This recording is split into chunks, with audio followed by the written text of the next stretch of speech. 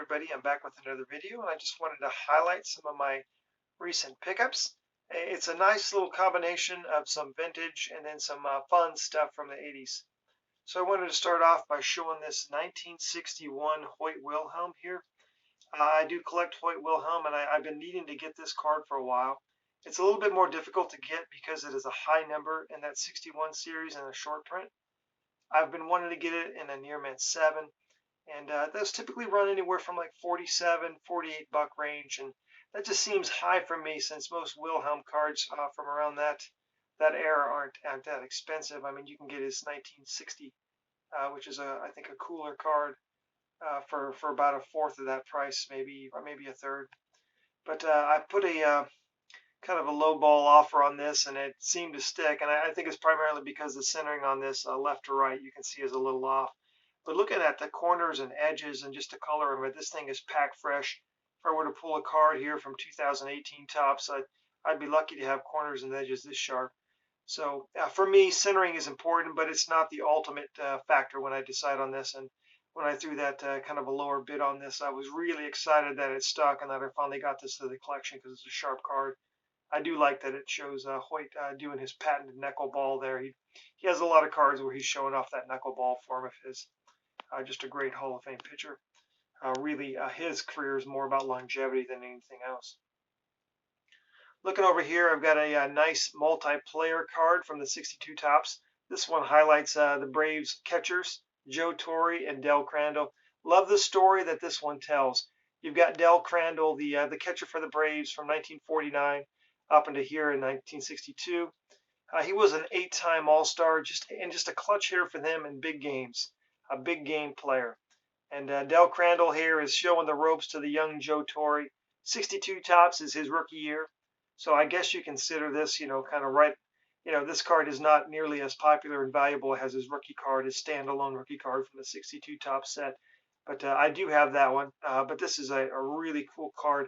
Tells a story. Altogether, Torre would have 9 All-Stars of his own, ultimately win the MVP in '71, become a Hall of Famer in his own right. But to have 2, it's basically the history backing this with Del Crandall passing the reins on to Joe Torre.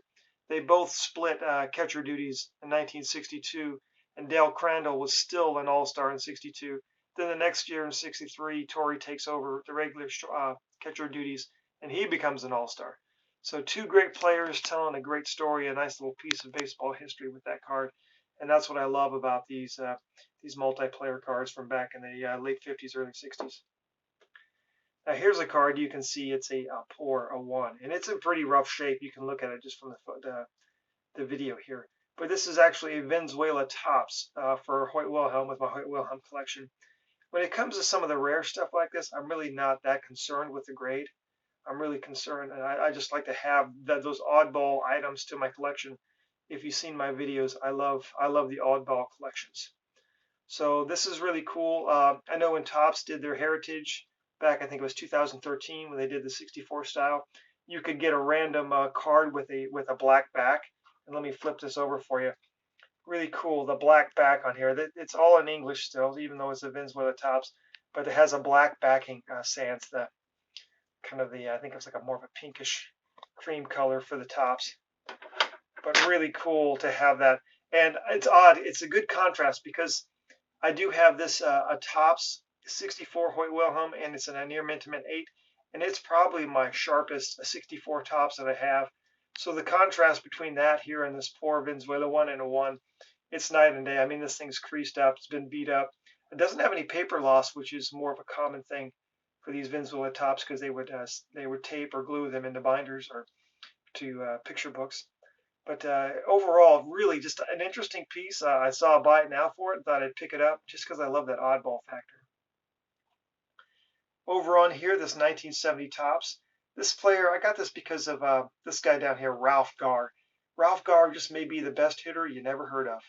A lifetime 306 hitter. Came up in the Braves system early in the 70s. Was a free swinger, but he could hit for average, and man, was he fast. His nickname was the Road Runner. Every time he'd get on base, they do the old run beep beep, at the Fulton Counter Stadium, wherever it was. And he was just a fantastic contact hitter. Was not a great fielder, and that kind of held him back a little bit. So the Braves had to work him. They put him in the outfield eventually, where he'd be less of a liability. But he had a lot of great careers. His best year, 1974, I think he had like a 250, or excuse me, a 356 average. Hit 17 triples and led the league in, I believe it was 214 hits he had that year. So he led the league in all three of those: average, triples, and hits. And he kind of just a couple years after that kind of faded out of the league real quick after he went over to the Chicago White Sox. But he is in the Atlanta Braves Hall of Fame. Great hitter that very few people know about him. If you see the 1974 Topps batting leaders, he shares a card with the great Rod Carew on that one. And over here, kind of in line with that Topps, or excuse me, that Topps Venezuela. This is a really poor grade card. You can see there's some creases in it.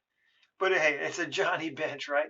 So I bought this, bundled it with a group of cards that I'm about to show from the 80s. Paid less than $5 for this. You know, I've always looked at this card and I was like, Johnny Bench. I'm not a big Johnny Bench collector. I do view him as one of the greatest catchers of all time. But his cards are expensive, and then it's just not in the budget to pick up a lot of benches. I've got some, but not a lot. So I saw this one. I just thought, what the heck? I'm going to bundle it with some of the cards. If I can get it for under $5 graded, I mean, you can't even get the card graded for $5. So even though it's just a cool looking card to have in the collection, something fun. Coming down here to some 80s fun stuff here. These two Topps cards from 1981. You've got the Mike Schmidt, the George Brett. Both these guys were respective MVPs of their league in 1980. And George Brett coming off that great year. He had like 390. Unbelievable. And Mike Schmidt coming off that championship team with the Phillies.